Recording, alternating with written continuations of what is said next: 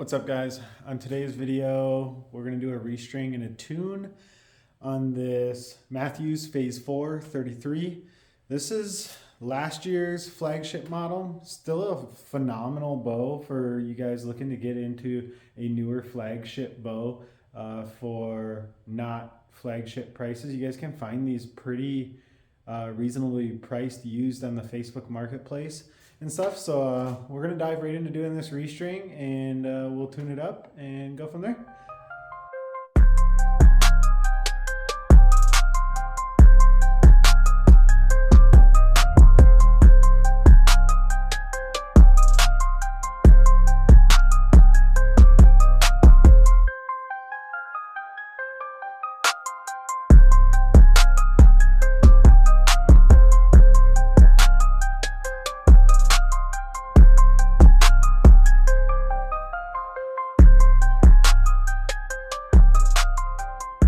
Okay, so we've got that restring done. New strings are on it. Now I'm going to show you guys how I tie my center shots on a Mathews, and we'll break that down, show you guys why I do it this way. It's actually a trick that I saw Levi Morgan doing, and it comes out pretty much exactly how it would if I were to level it. So it's just a little bit of a time saver, and it's a little bit more precise. So we'll do that now. All right, so this rest is a little loose here, so we're gonna have to fix that here in a minute. But I'm gonna show you guys how I do this. It's pretty simple. I just have it in the press, just holding it. There's no tension on the bow. What I'm gonna do is I'm gonna measure from the center of this axle screw to the center of the string, and I'm gonna set this about 1/8 knock high. So we're gonna measure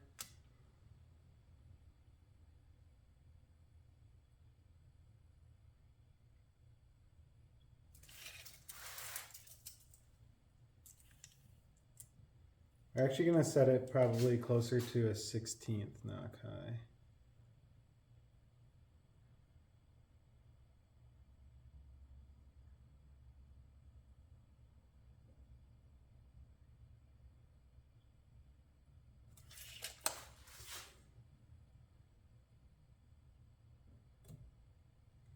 Which it's honestly about perfect. And when I measure this, I measure to the center of the knock.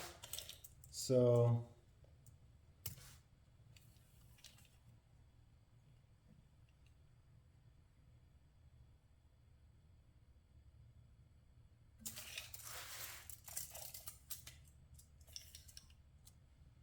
I think it was perfect right where I had it the first time.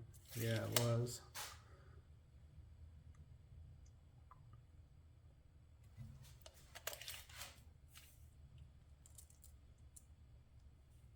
Right where I had it eyeballed was about dead nuts.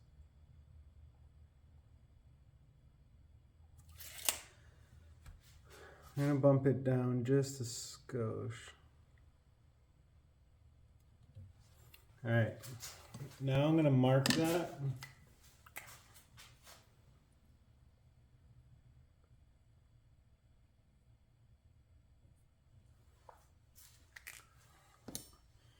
And we can take this off. So we'll tie my knock sets. I've got other videos on how to do this, so I will probably just time lapse you guys through the second one, and I'll walk you through the first one. So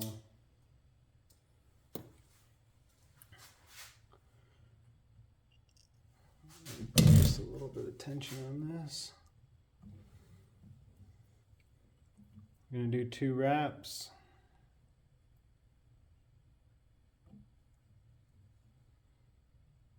We're just going to line it up with the bottom of that mark.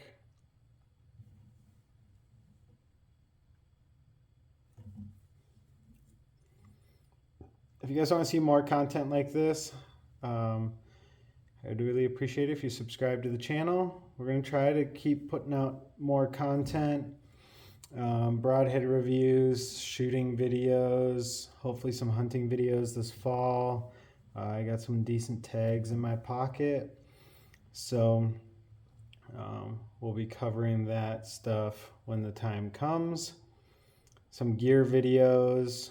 I'm kind of a gear junkie, so if that's some stuff that you guys want to see, just let me know, and we'll make some videos on it. All right, so we're on the third wrap here on the top. Now we're doing the third on the bottom.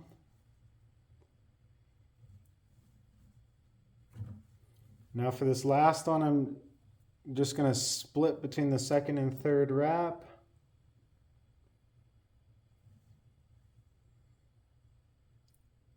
Cinch her down tight, and then do another double wrap over that one, and that will lock this in.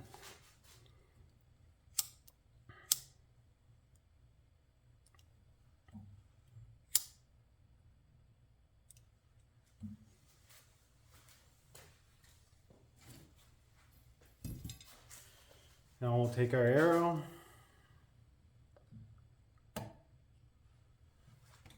clip it on.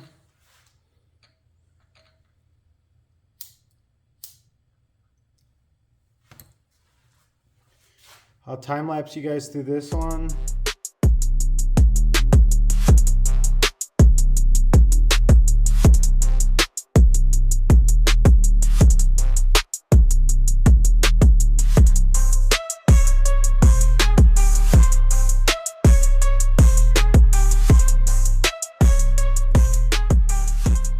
All right, for D-loop material, I really like number 23 whenever I can.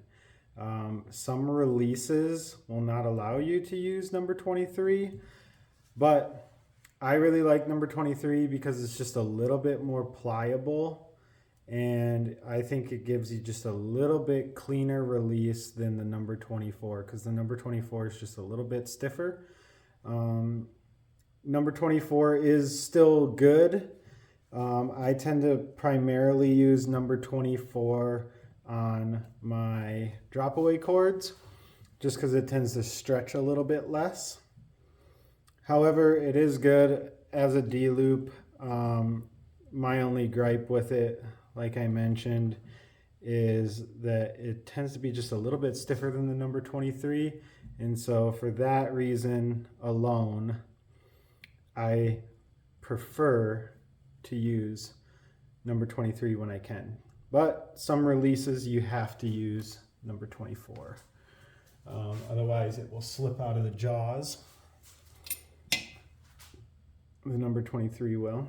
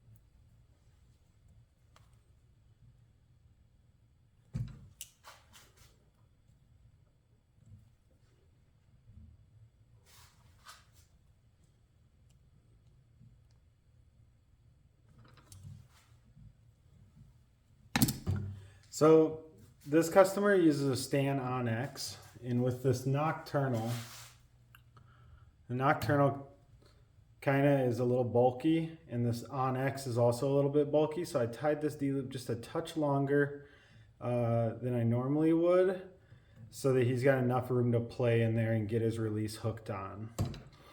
So now we will just double check this rest. It seems like it's pretty loose. All right, so I adjusted the rest. Everything's running perfectly center through the burger hole. We'll adjust the left and right real quick, and then we'll check timing and run it through paper. All right, we got the top draw stop is just barely touching. And the bottom draw stop also barely touching. So we're ready to shoot her through paper. All right, we're gonna run this bow through paper and see how she performs.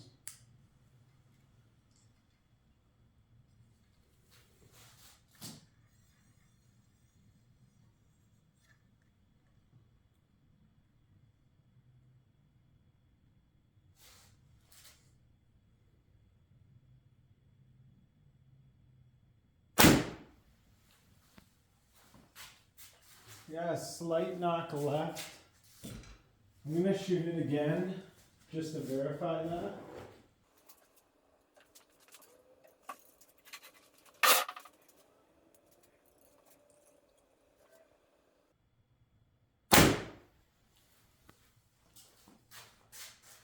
Yeah, just ever so slightly knock low and left. So we'll come up here and we'll take a look at those tears. Not too bad for about a 4-yard tear.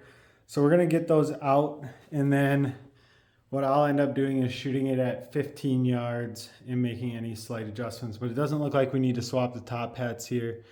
This shot, I think I pulled just a touch, but this shot did feel really, really good. So we're gonna base it off of this tear, and we're just gonna judge it as just a slight knock low. So we'll lower that rest just a hair, and we will shoot it again.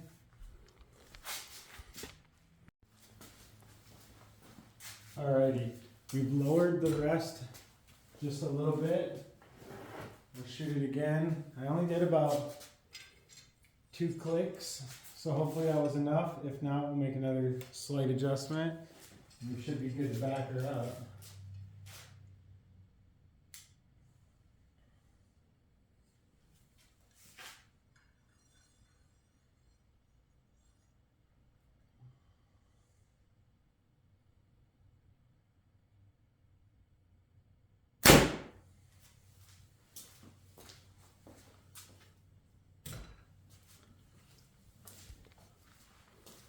Still just a touch low, so we'll tune that out because that will definitely show up at 15 yards. All right, we did another 2 clicks on the rest. Let's see what the tear is. This time we're going to back up a little bit further.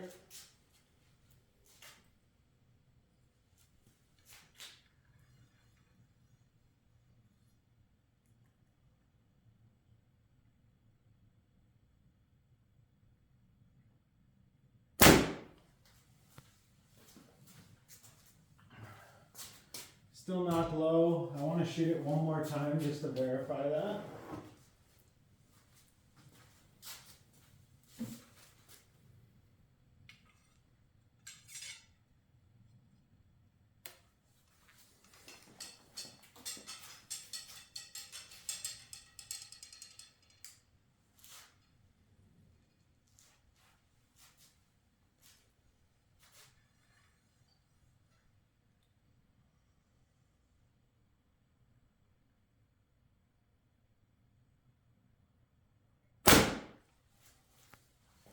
That shot felt really, really good.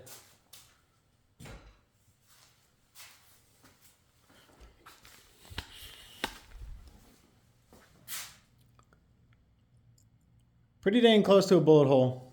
We got a touch knock left. That should just be 1 click out of the rest. That shot was about 8 yards through the paper.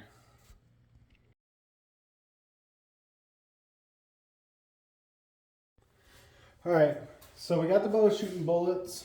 Now it's time to put the peep in. I took a measurement of where the peep was prior, but I did tie this D-loop just a touch longer than before, so we're gonna shorten it up just a little bit from where it was prior, just to make sure that he still gets good peep alignment. So I like to move this to where I want it. And we're just gonna go just a skosh lower.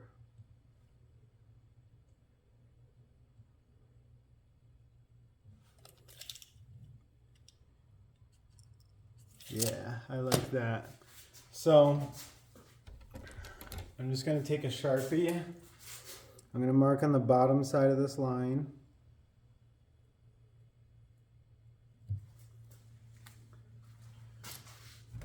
We got his peep right here.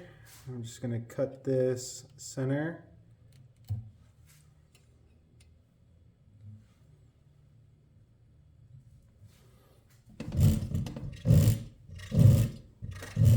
Add a little tension and pull this sucker apart.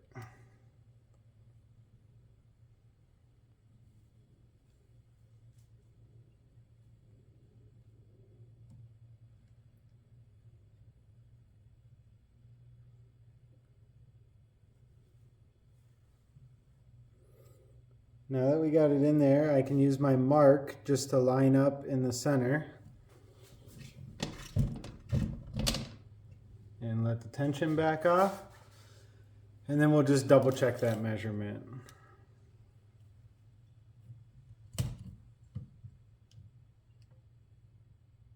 And it is right about where I wanted it.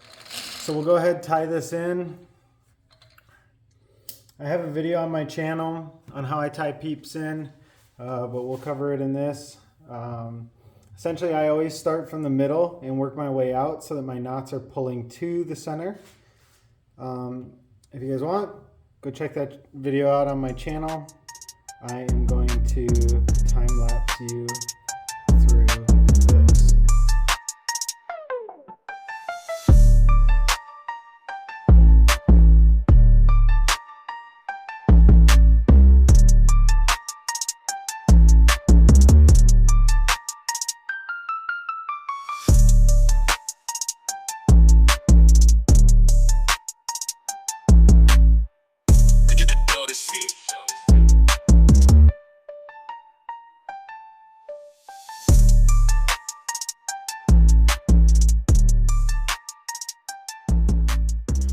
All right, so we've got the bow on the draw board at full draw, and as you can see, peep's coming back perfectly straight. The last things I'm gonna do to clean this up for him is I am gonna add some silencing tape to the front here and onto the side for him so that he doesn't have to worry about that arrow bouncing around. But other than that, this bow is done. All right, guys, that's how I tune a phase 4. If you guys like content like this, I would really appreciate if you subscribe to the channel and like the video. With that being said, that's the end of this video. I hope to see you guys on the next one. Peace.